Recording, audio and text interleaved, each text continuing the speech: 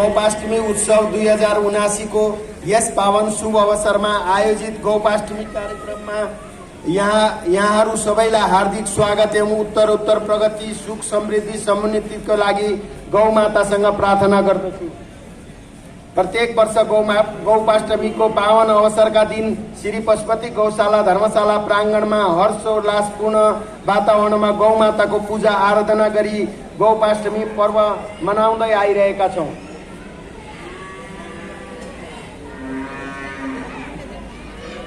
श्री पशुपति गौशाला धर्मशाला को वर्तमान कार्य समिति अत्यंत तदारुकता के साथ कार्य करते आइरहेको छ। साथै यस गौशाला धर्मशाला अंतर्गत संचालित मारवाड़ी सेवाग्राम गौधाम धार्केमा गौधाम रेखदेख समिति ले थारा बुढी गाईहरू तथा बाछा बाछीहरूको रेखदेख एवं गौशालामा रहेका गाईहरूका लागि हरियो घाँसको उत्पादन गरी उल्लेखनीय कार्य गर्दै आइरहेको छ। उल्लेखनीय कार्य सेवा कार्यहरूका लागि गौशाला धर्मशालाको कार्य समिति र गौधाम धार्के रेखदेख समितिमा रही अनवरत सेवा गर्नुहुने सम्पूर्ण महानुभावहरूमा हार्दिक साधुवाद व्यक्त गर्न चाहन्छु। आजको यस समारोहमा माननीय संस्कृति पर्यटन तथा नागरिक उड्डयन मन्त्रीज्यू लगायत उपस्थित अतिथिज्यूहरूको उपस्थितिले यस संस्थाको तथा यस संस्थासँग जोडिएका सम्पूर्ण महानुभावहरूले आफूलाई गौरवान्वित महसुस गरेका छौं। माननीय मन्त्रीज्यूलाई म यो गौशालाको बारेमा केही जानकारी गराउन चाहन्छु। माननीय मन्त्रीज्यू, यो गौशाला धर्मशाला को आफैमा एउटा इतिहास रहेको छ। यो गौशाला धर्मशालाको नामले नै यो क्षेत्रको नाम गौशाला चोक रहेको। यो गौशाला धर्मशाला पुरातात्विक इतिहास बोकेको संस्था हो। विक्रम संवत 1990 सालमा विनाशकारी महाभूकम्प गएको घडीमा मारवाडी समाजले समाज सेवामा पुर्याएको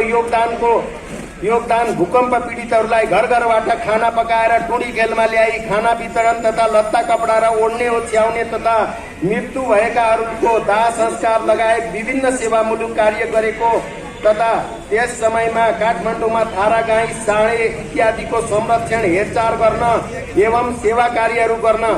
श्री पशुपतिनाथको दर्शन गर्न आउने तीर्थालुहरूको बसोबासको कुनै भरपर्दो व्यवस्था नभएको अवस्था मनन गरी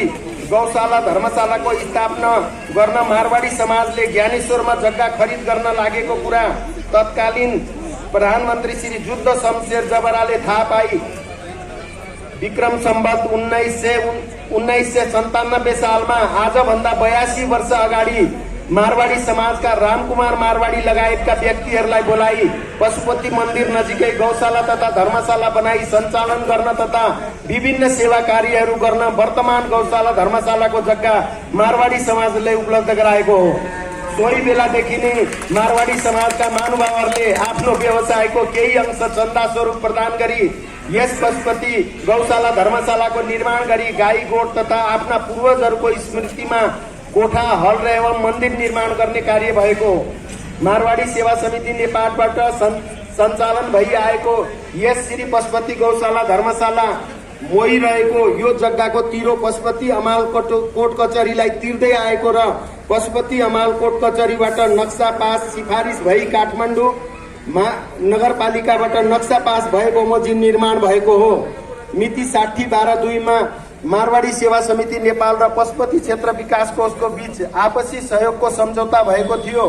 सो सम्झौता ठिक नभएको भनी अख्तियार दुरुपयोग अनुसन्धान आयोगले छानबिन गरे पश्चात सम्मानित विशेष अदालतमा मुद्दा दायर भएकोमा सम्मानित विशेष अदालतले 60/12/2 मा भएको सम्झौतालाई सदर गरेको फैसला गरे पश्चात अख्तियार दुरुपयोग अनुसन्धान आयोगले सम्मानित सर्वोच्च अदालतमा पुनरावेदन गरेकोमा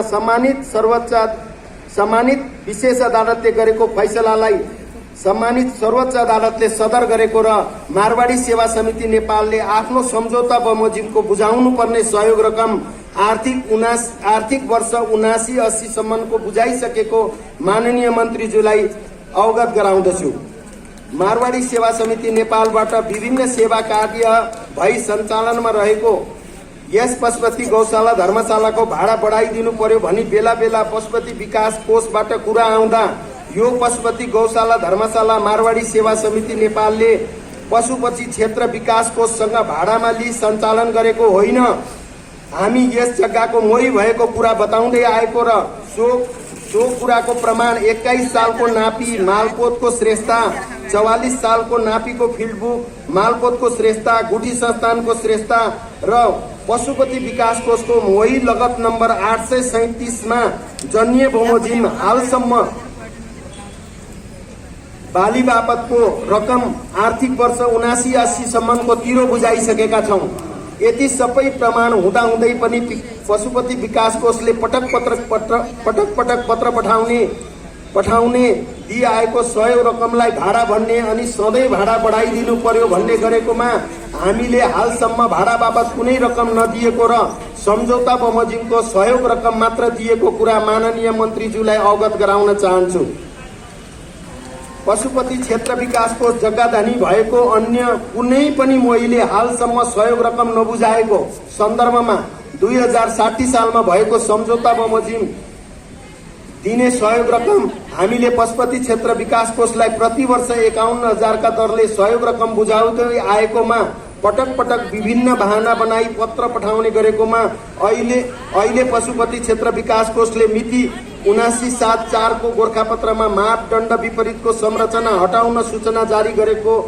गरेकोमा माननीय मन्त्रीज्यूको ध्यानाकर्षण गराउन चाहन्छु। विक्रम सम्वत 1997 सालमा नक्सा पास गराउने कुनै प्रावधान नभएको बेला बनेको संरचनाहरूको मात्र नक्सा पास नभएको, सोको प्रमाण नापी नक्साको ब्लुप्रिन्टमा भएको। नक्सा पास नियम लागू भएपछि नियम अनुसार पशुपति क्षेत्र विकास कोष पुरातत्व विभागको सिफारिसमा तत्कालीन काठमाडौँ नगरपालिकाबाट नक्सा पास भएको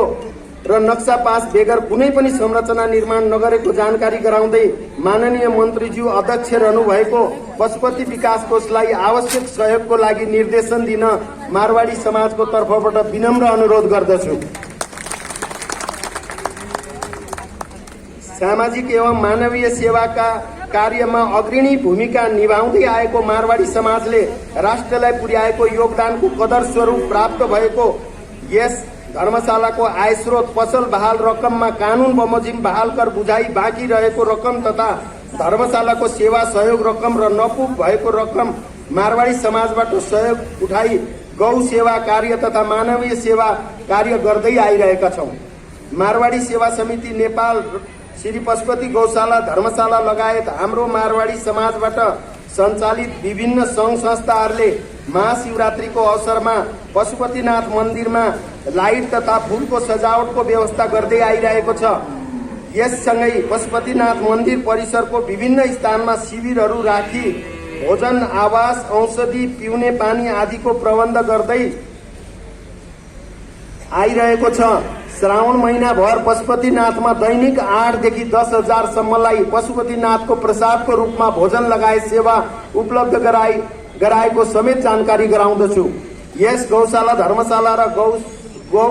गौधाम धार्केबाट भए गरेका सेवा कार्यहरूबारे विस्तृत जानकारी यस गौशाला धर्मशालाका अध्यक्षज्यूले जानकारी गराइसक्नु भएको छ। कोभिड-19 को दोस्रो लहरमा देशभर अक्सिजन तथा हस्पिटलमा बेडको अभाव भई उपचार तथा अक्सिजनको अभावमा अकालमै धेरैले जीवन गुमाउनु परेको अवस्था सिर्जना हुँदा यस गौशाला धर्मशालाको पुरै भवनमा मारवाडी सेवा समिति नेपालद्वारा खाना, अक्सिजन, औषधि, ल्याब परीक्षण, दक्ष चिकित्सक, नर्स सहितको निशुल्क आइसोलेसन सेवा सञ्चालन गरी सेवा प्रदान गरिएको जानकारी गराउँदछु। कोभिडको समयमा अस्पतालहरूमा बेडको अभाव तथा गुणस्तरीय सेवा नपाउँदा धेरैले अकालमा जीवन बिताउनु परेको कुरालाई हृदयङ्गम गरी मारवाडी समाजले करिब 300 करोडको लागतमा सहुलियत दरमा 300 बेडको सुविधा सम्पन्न हस्पिटल निर्माण गर्नको लागि आवश्यक कार्ययोजना सहित उपयुक्त जग्गाको खोजी गरिरहेको हुँदा कागेश्वरी मनोरा नगरपालिकामा रहेको सरकारी जग्गा लिजमा उपलब्ध गराउने कार्य आवश्यक सहयोग गरिदिन हुन कागेश्वरी मनोरा नगरपालिकाका मेयर श्री उपेन्द्र कार्कीज्यूको ध्यानाकर्षण गराउन चाहन्छु। यस पुनीत कार्यका लागि आवश्यक सहयोग पुर्याइदिन हुन माननीय मन्त्रीज्यूलाई समेत विनम्र अनुरोध गर्दछु। निकट भविष्यमा यो कार्यले मूर्त रूप लिने आशा लिएका छौं।